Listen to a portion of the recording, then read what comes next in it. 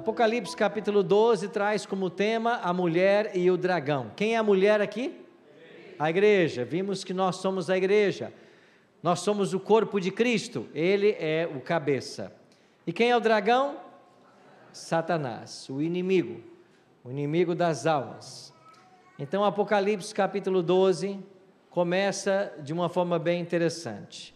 Viu-se grande sinal no céu, a saber, uma mulher vestida com o sol, com a lua debaixo dos pés e uma coroa de 12 estrelas na cabeça, que, achando-se grávida, grita com dores de parto, sofrendo tormentos para dar à luz.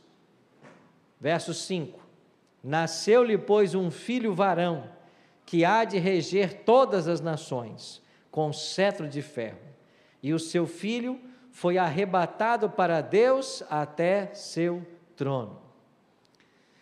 Em Apocalipse você encontra duas mulheres. No capítulo 12 você tem aqui uma mulher, ela está vestida com o sol e tem uma coroa de 12 estrelas na cabeça.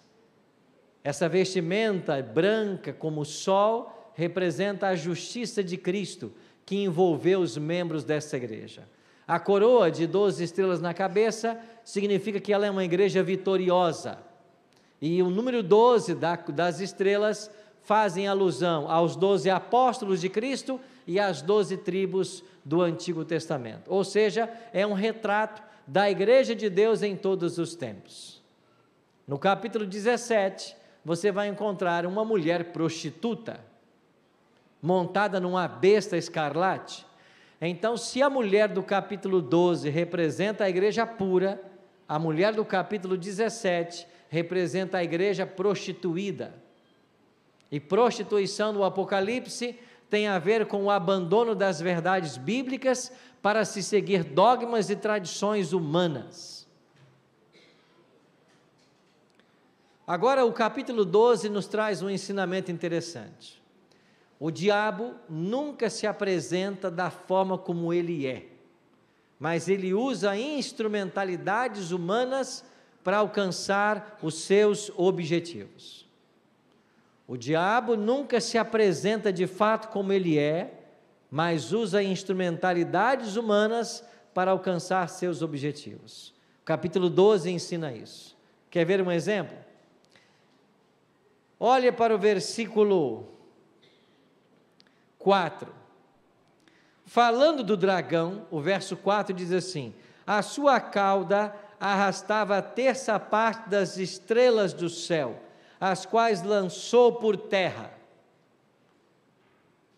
Essa terça parte das estrelas que o dragão com a sua cauda arrancou do céu é uma referência a quem?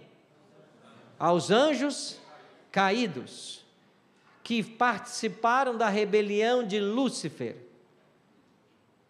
Então houve batalha no céu, você vai ver aqui no versículo 7, Miguel e seus anjos pelejaram contra o dragão, também o dragão e seus anjos pelejaram, todavia não prevaleceram, nem se achou no céu mais o lugar deles. Então, na batalha que começou lá no céu, entre Cristo e Satanás, 1/3 dos anjos de Deus tomaram partido com Satanás, e esses foram expulsos do céu. Nós os chamamos hoje de demônios. Então hoje os demônios estão espalhados pela terra, e eles assessoram Satanás nos seus objetivos. E aqui é bom a gente trazer mais uma informação, que tem que ficar clara em nossa mente: o diabo não é onipresente. O diabo não pode estar em 2 lugares ao mesmo tempo. Se ele está no Brasil, ele não pode estar no Japão. O diabo não é onipresente. O diabo é um anjo caído. Ele está circunscrito a tempo e espaço. E por falar nisso, lá para o mês de fevereiro e março, ele adora o Rio de Janeiro, né? Lembra? Eu acho até que ele vem passar o carnaval aqui, né? O diabo não é onipresente, mas como ele se informa de todas as coisas? através desses demônios. Não deve ser fácil manter esse monte de capeta unido, né? Porque demônio não se une para nada, né? Então deve ser uma coisa assim terrível tentar manter um pouco da unidade para que haja algum tipo de comando, etc. Mas ele se mantém formado através desses demônios, que se espalham pelo mundo inteiro. E eles estão aí a serviço de Satanás, para tentar trazer miséria e sofrimento à humanidade. Então, o versículo 4 diz que a cauda do dragão, que é Satanás, arrastou a terça parte das estrelas, ele tirou um terço dos anjos de Deus nos céus, lançou por terra, e o verso 4 diz assim: e o dragão se deteve em frente da mulher que estava para dar à luz, a fim de lhe fazer o quê? Devorar o seu filho quando ele nascesse. A que se refere esse texto? O diabo tentando devorar o filho da igreja. Quem é o filho da igreja? É Jesus. E quando é que o diabo tentou devorá-lo? Quando ele nasceu. Lembra do decreto baixado pelo rei Herodes, mandando assassinar todas as crianças de 2 anos para baixo? Então, esta palavra do versículo 4, ela se refere ao evento, já no passado, não tenha isso como profecia, né? Porque o Apocalipse foi escrito no final do 1º século, perto do ano 100, e esse evento da morte dos inocentes estava lá, 100 anos atrás. Então, ele está se referindo a um evento do passado, quando o diabo, através do Império Romano, tentou matar o menino Jesus assim que ele nasceu. Então, quem é que batalha contra Cristo nesse momento? Satanás, o dragão. Mas o diabo foi lá tentar matar o menino Jesus? Não, ele usou quem? O Império Romano. Então, o dragão, em Apocalipse 12:4, é o Império Romano. Agora vamos para o versículo 6. A mulher, porém, a igreja, fugiu para o deserto, onde lhe havia Deus preparado lugar, para que nele a sustentem durante quanto tempo? 1260 dias. Nos livros de Daniel e Apocalipse, esse período profético é descrito de 3 maneiras: 1260 dias, 42 meses e 1 tempo, 2 tempos e metade de 1 tempo. Essas 3 expressões proféticas, elas se referem ao mesmo período da história, o período de domínio papal que durou 12 séculos. Nós vimos ontem que esse período começou no ano 538 e se estendeu até 1798. Neste período de 1260 dias, como é profecia, cada dia representa um ano, 1260 anos, a igreja estaria fugindo no deserto. E o que acontece com esta igreja que está no deserto? Olha o que diz o versículo 14. E foram dadas à mulher as 2 asas da grande águia, para que voasse até o deserto, ao seu lugar, aí onde é sustentada durante o quê? 1 tempo, tempos e metade de 1 tempo, fora da vista de quem? Então veja que lá no versículo 6 apareceu 1260 dias, agora nós já lemos 1 tempo, tempos e metade de 1 tempo, a mesma expressão do livro de Daniel. 1 tempo quer dizer 1 ano, está lá em Daniel 11:13, 3 tempos e meio, 3 anos e meio, 3 anos e meio, 42 meses, 12, 24, 36, mais 6, 42, 3 tempos e meio é igual a 42 meses, que multiplicado por 30 é igual a 1260, então essas 3 expressões que aparecem em Daniel e Apocalipse, elas estão falando de domínio papal, quando a igreja estaria no deserto. E aí diz o versículo 15: Então a serpente arrojou da sua boca atrás da mulher água como um rio, a fim de fazer com que ela fosse arrebatada pelo rio. Verso 16: a terra, porém, fez o quê? Socorreu a mulher, e a terra abriu a boca e engoliu o rio que o dragão tinha arrojado de sua boca. Quem é o dragão nos versos que eu acabei de ler? Não é mais Roma Imperial, porque Roma Imperial perdeu o seu poder em 476. Agora é Roma Papal, que começou a dominar exatamente em 538, no início desse período profético, e dominou até 1798. Vá para os anais da história. O que acontece com o Papa Pio VI em 15 de fevereiro de 1798? Ele é preso por ordem de Napoleão Bonaparte. Apocalipse 13 diz que foi a ferida de morte que foi dada, uma de suas cabeças foi golpeada. E se você volta 1260 anos na história, você chega ao ano 538, e nós vimos ontem que 538 foi o ano que a última tribo ariana, os ostrogodos, foi expulsa de Roma, e essas tribos arianas não aceitavam a autoridade do Papa. Então, num primeiro momento, o dragão não aparece, ele usa o Império Romano. Num segundo momento, ele mais uma vez não aparece, ele usa o sistema papal.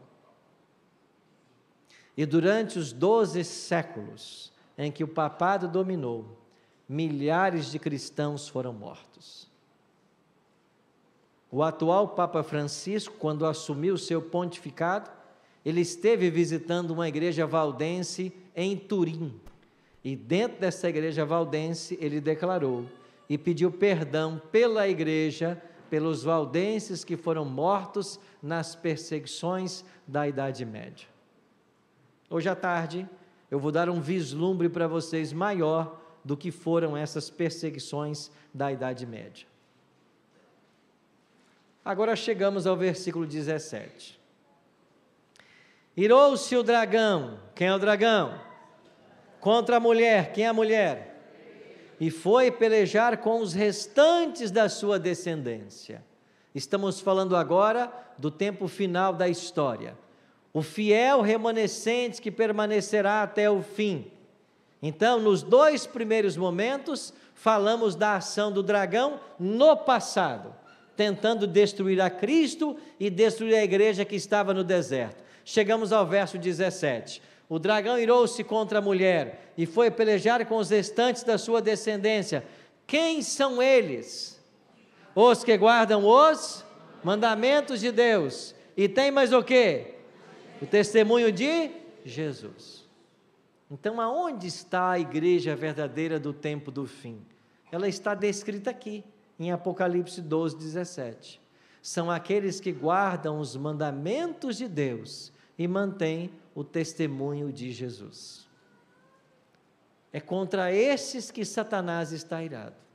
Agora, o diabo vai se apresentar como ele é para destruir a igreja remanescente?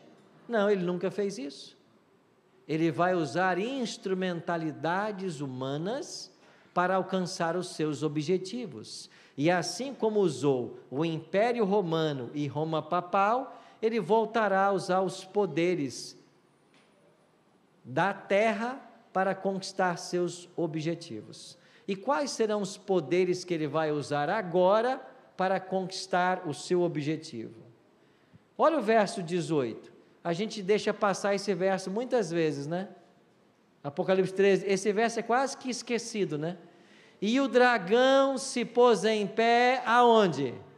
Na areia do mar. Foi em Copacabana, será? Eu não sei. Aí diz que é na areia, foi em alguma praia, não é isso? A areia do mar. Ele pôs os pés na areia do mar. Agora, quando você vai para o capítulo 13, você encontra o que saindo do mar? Uma besta. E depois, 13, verso 11, aparece outra besta da onde? Da terra. Mas a praia não é onde a terra e o mar se encontram? Então o dragão pôs o pé na praia, aonde a terra e o mar se encontram. E no capítulo 13, você tem uma besta que se levanta do mar e uma besta que se levanta da terra. Quem são esses dois poderes? São as instrumentalidades que o diabo irá usar para destruir ou tentar destruir o remanescente do tempo do fim.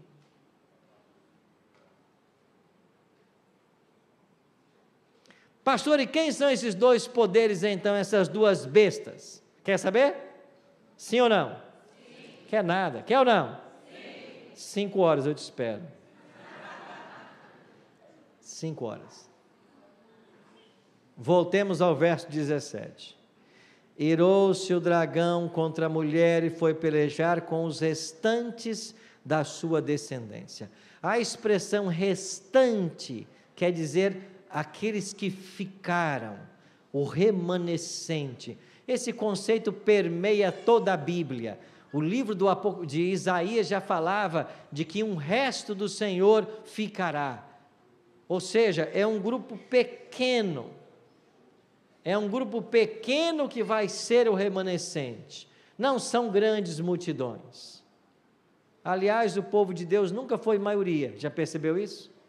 Em toda a história bíblica, o povo de Deus nunca foi maioria.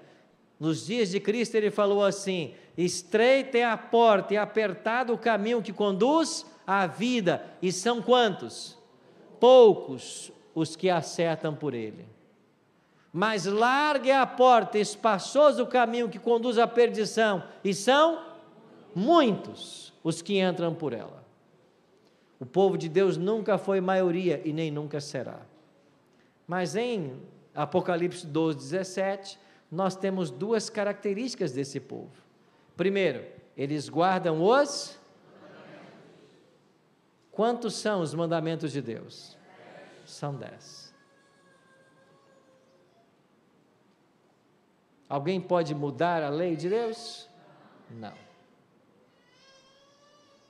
Ninguém pode. Nós somos a igreja remanescente porque nós pregamos a vigência de toda a lei de Deus, inclusive o sábado. Alguns anos eu estava em São Paulo, eu iria lá para o UNASP, Campinas, Engenheiro Coelho melhor, né? Fazer algumas classes, eu cursava o doutorado lá, era um domingo, eu acordei bem cedinho. Havia um ônibus que saía da cidade vizinha. Eu morava em Jacareí e em São José dos Campos tinha uma rodoviária e tinha um ônibus que saía às 6 da manhã no domingo para ir lá para Campinas. E eu teria que tomar esse ônibus para ir lá para as minhas classes. Eu acordei bem antes, tomei um Uber, mas aí acabou que atrasou a viagem. Quando eu cheguei na rodoviária, o ônibus sairia às 6 da manhã, era mais ou menos uns 4 para 6. Quando eu cheguei no guichê, e eu disse para a moça assim: amiga, eu queria uma passagem nesse ônibus que sai 6 horas agora para Campinas. Ela disse, pois é, mas eu não posso vender mais para o senhor, porque o sistema de venda de passagens, ele se encerra 5 minutos antes do ônibus sair, e agora são 4 para 6, há 1 minuto ele fechou. Eu disse, mas eu não posso perder esse ônibus, porque você tem ônibus para lá que horas? Não, agora é só depois do almoço. Pois é, eu vou perder minhas classes, então eu tenho que ir nesse ônibus. Bom, mas o senhor não tem passagem, então me venda uma. Mas eu não posso vender porque o sistema fechou. Eu disse, mas você deve ter um jeito aí, o jeitinho brasileiro, né? Deve ter um jeito de você me vender. Não tem jeito, mas você tem que me ajudar, eu não posso perder esse ônibus. Eu acordei cedo, paguei um Uber até aqui, você tem que me dar uma passagem. Eu não posso vender para o senhor, porque o mapa fechou. O mapa de venda de passagem não vende mais esse horário. Eu insistindo com ela, ela disse, vai lá e fala com o motorista. Eu fui até o motorista e disse, motorista, o senhor está para sair, né? Eu falei, eu vou sair em 1 minuto. Eu falei, pois é, o mapa lá fechou, a moça não pode me vender passagem, o senhor me leva aí? Claro que não. Se você entrar no meu ônibus, quando eu passar na porta, eles vão conferir ali, vai ter um passageiro a mais do que as passagens vendidas, e eu posso ser demitido por justa causa, por estar levando passageiro sem passagem. Eu disse, mas eu não posso perder esse ônibus, o senhor tem que me ajudar, o senhor tem que fazer alguma coisa.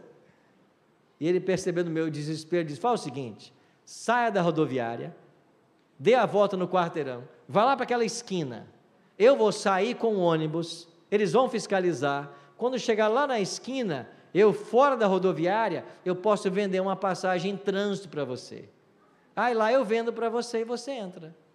Ah, tá bom. Eu peguei minha malinha, saí correndo da rodoviária, rodei o quarteirão, cheguei junto com ele lá na esquina que ele marcou. Quando eu cheguei, ele abriu a porta, eu perguntei assim, o senhor vende passagem no cartão?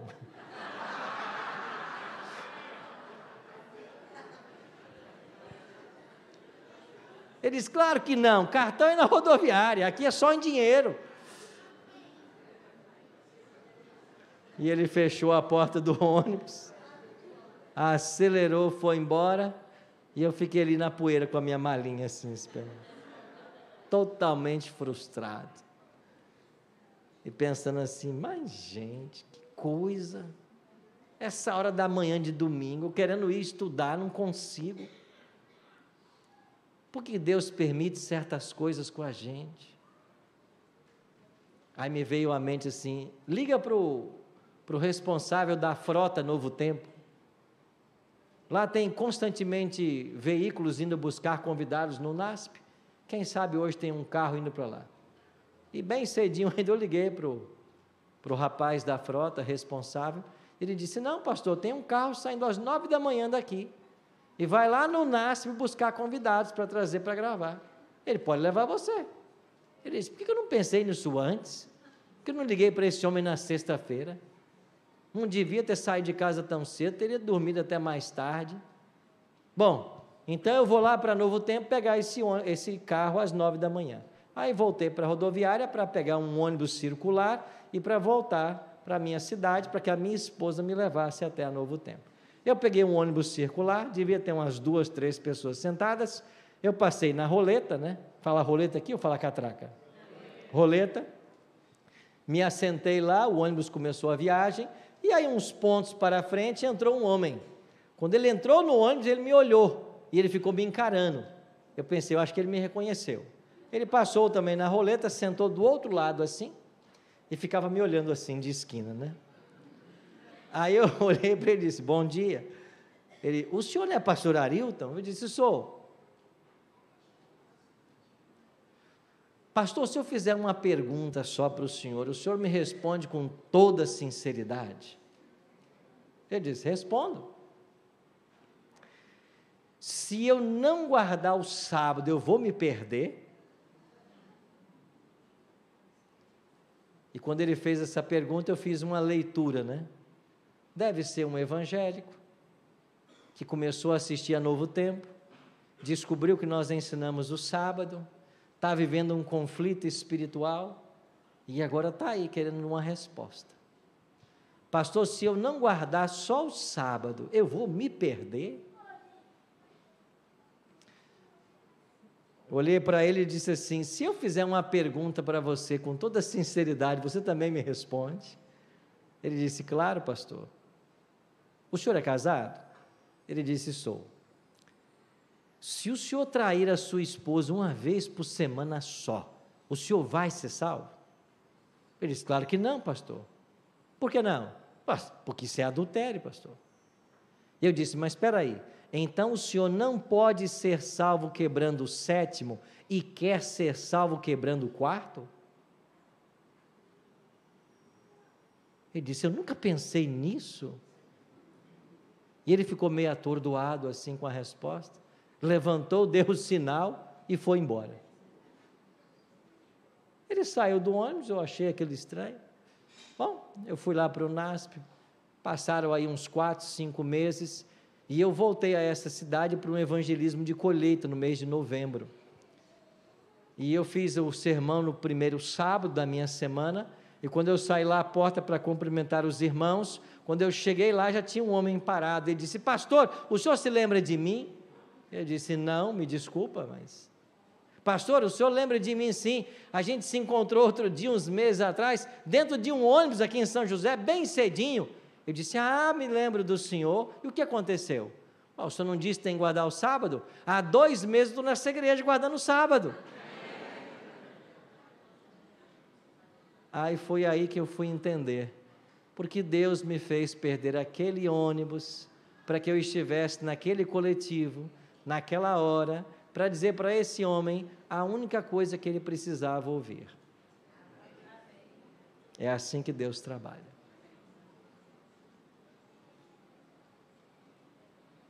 Eu tenho um amigo, ele é aqui do Rio de Janeiro.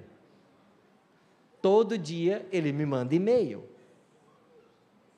Ontem à noite ele já mandou outro e-mail. E eu quero ver se eu tenho condições de, amanhã, em algum momento, tentar visitá-lo.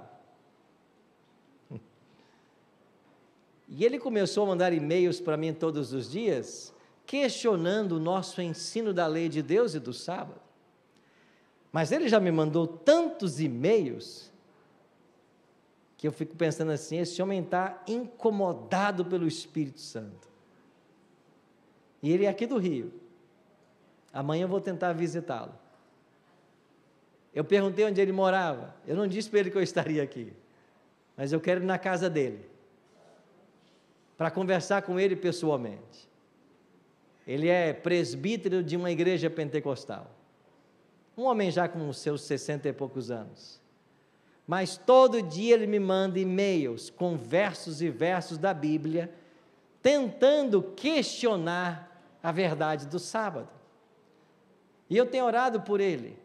O nome dele é Pedro, porque nesses e-mails que ele me manda todos os dias tentando questionar, eu sei que por detrás disso tem um coração sincero, que está servindo ao Senhor, mas está lutando com a verdade que ele ainda não compreendeu.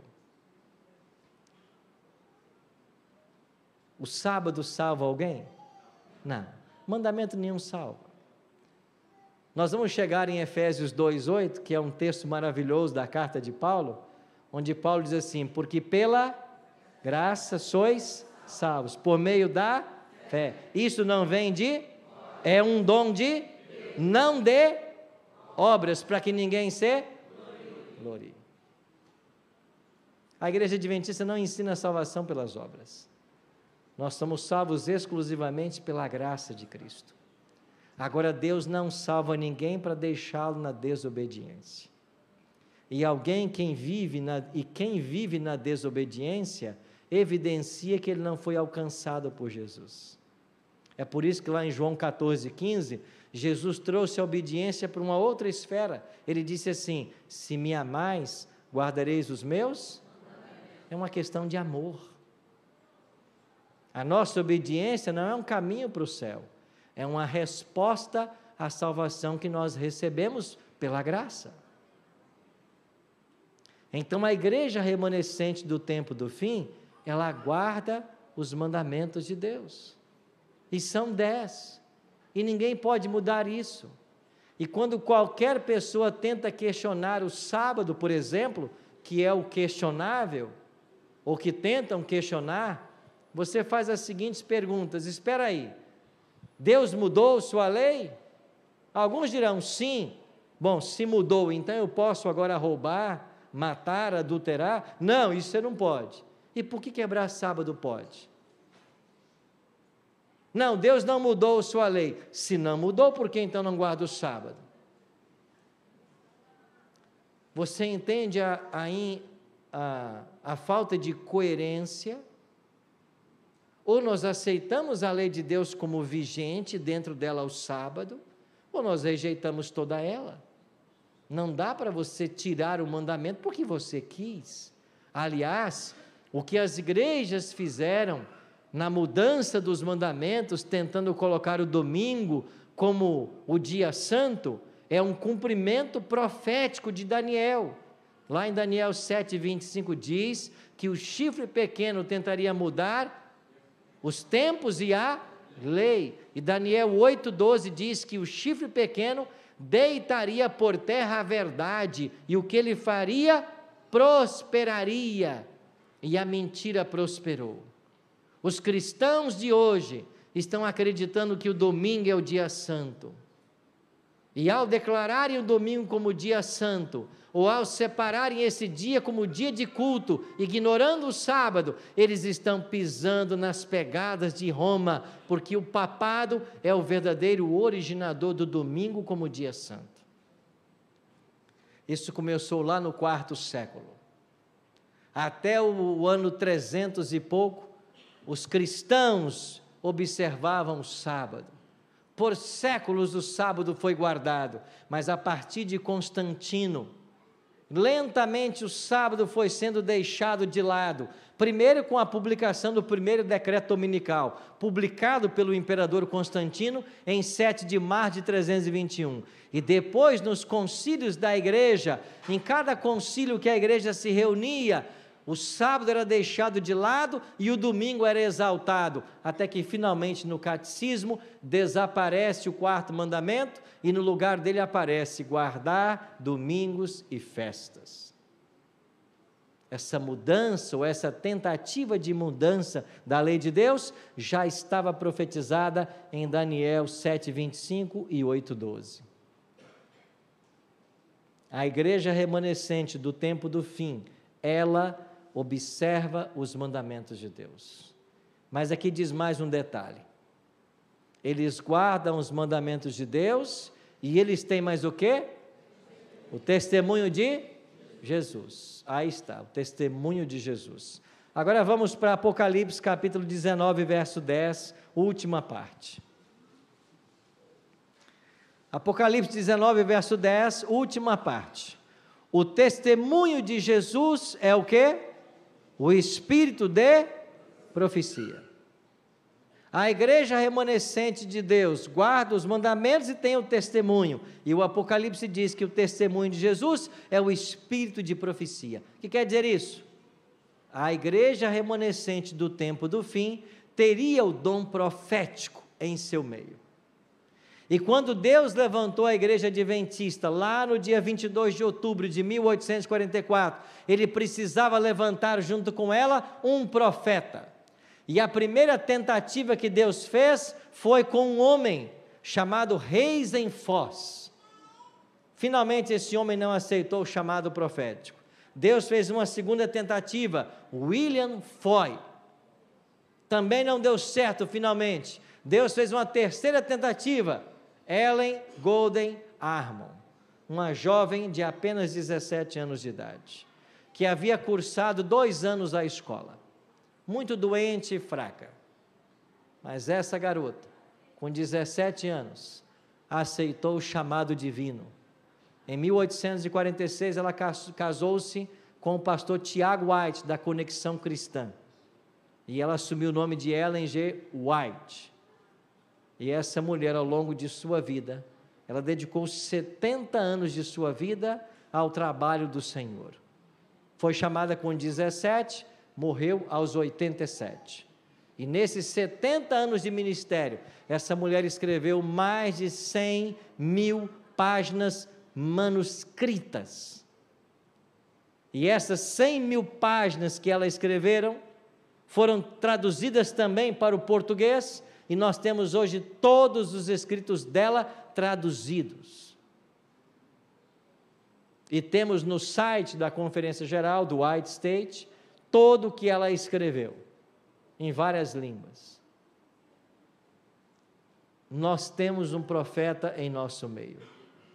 E por que a igreja adventista acredita em Ellen G. White como profetisa? Por causa da guia divina que ela foi no início da história do movimento, por causa das profecias que ela chegou a fazer, por causa de sua visão, antecipando-se, por exemplo, à saúde em mais de 40, 50 anos. O que esta mulher escreveu permanece como um tesouro desta igreja. Vou dar apenas um exemplo para vocês.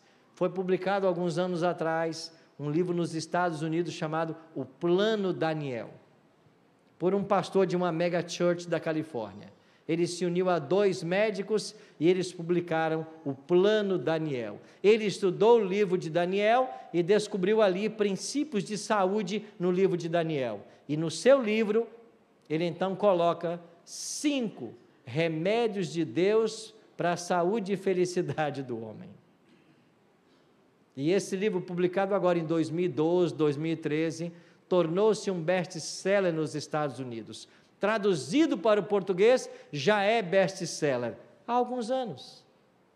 Mas essa mulher, em 1885, a data não está errada, 1885, falou de 8 remédios naturais que Deus deixou para todos nós termos saúde.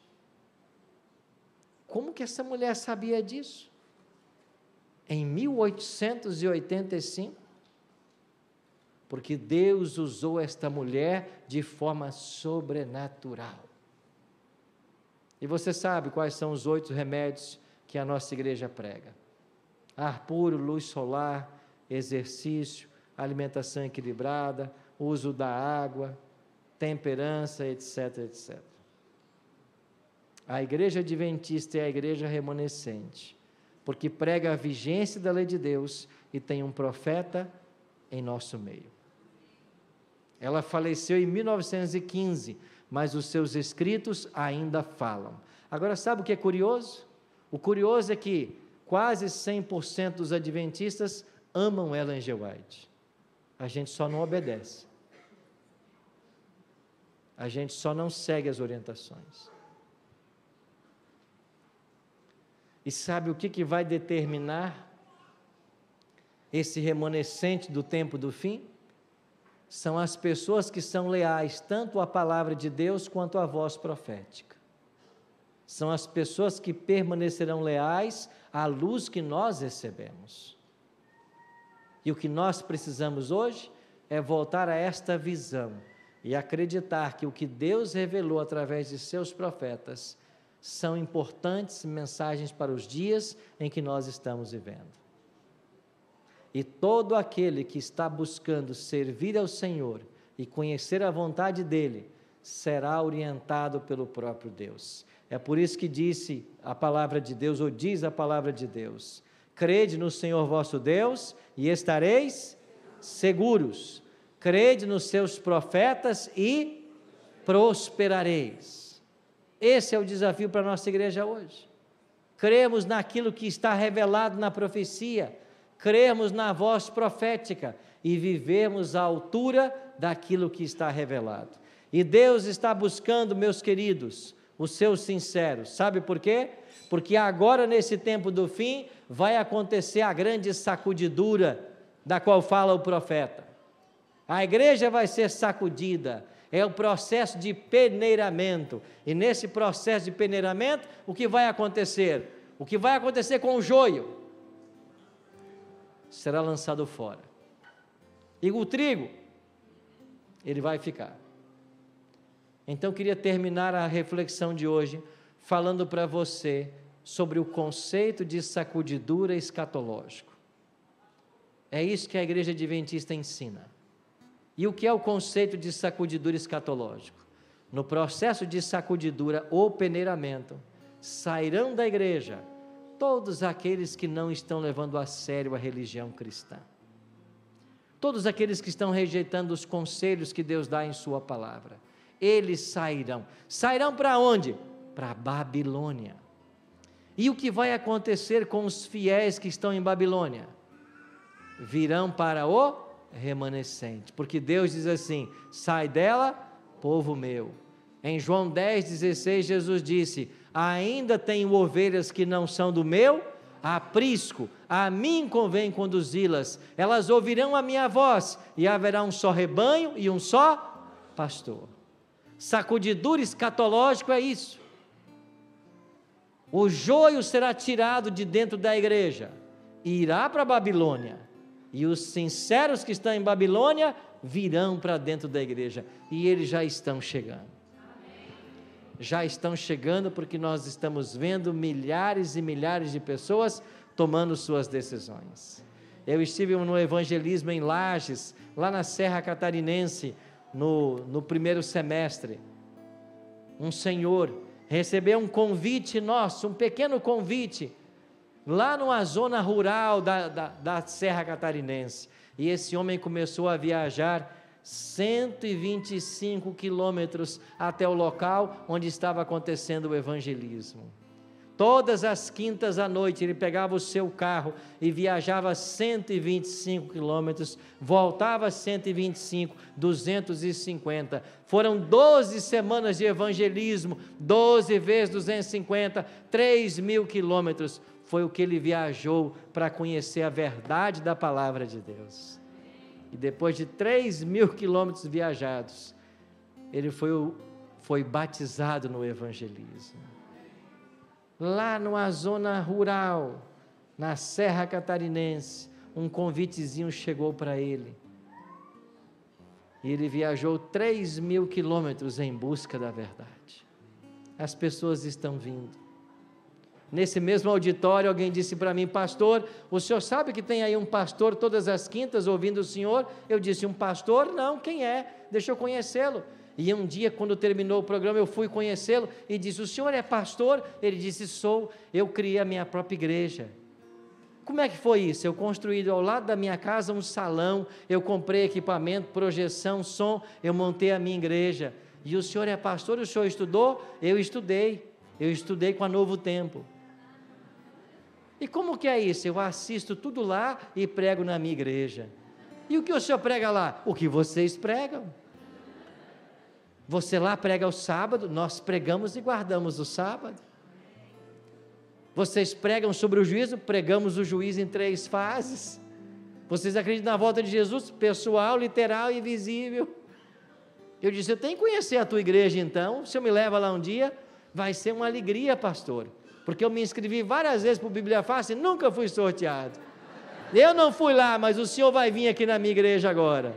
E num sábado à noite eu fui visitar a igreja dele. Cheguei lá, os membros, o pastor, e eu disse: só falta uma coisa, vamos trocar a placa dessa igreja. Aliás, colocar uma placa que nem placa tinha. Vocês estão guardando as verdades que a Bíblia ensina. Irmãos, que coisa extraordinária. E é por isso que nessa manhã, eu não sei se vai afastar esse púlpito aqui, como é que vai ser, mas nós vamos ter agora um batismo. Aliás, 2 batismos. O pastor Eliabe, ele vai entrar no tanque e nós vamos testemunhar agora pessoas que estão entregando o coração a Jesus e se unindo à igreja remanescente. Você deseja nesta manhã ser batizada por imersão, como Jesus o foi, e se unir à igreja local e à igreja mundial, na esperança da breve volta de Jesus? Sim? Por isso, nessa manhã então, conforme o desejo do teu coração, para perdão dos teus pecados, para que teu nome seja escrito no livro da vida, nós, pastores, te batizamos nesta manhã, em nome do Pai, do Filho e do Espírito Santo. Amém.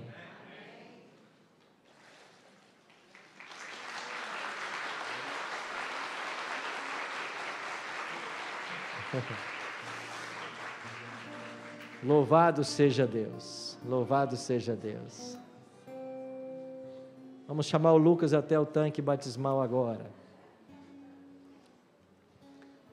Venha, Lucas. Quantos anos tem o Lucas? Vai fazer 16, tem 15 anos. Idade linda, Lucas, e você toma a sua decisão hoje. Louvado seja Deus. Querido Lucas, aceitastes a Cristo como teu Salvador, nesta manhã, para perdão dos teus pecados, para que teu nome seja escrito também lá no livro da vida.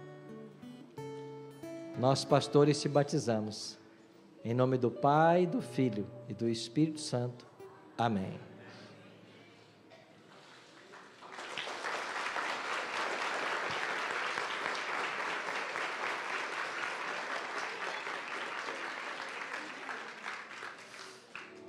Oremos. Nosso Pai, Muito obrigado, Senhor, porque a Tua graça se manifesta salvadora a todos nós nessa manhã. Obrigado pela verdade da Tua palavra que alcançou nossa vida, pelo Cristo que nós aprendemos a amar e a obedecer. Obrigado por esses 2 batismos que testemunhamos agora. Obrigado por essas decisões lindas que foram tomadas.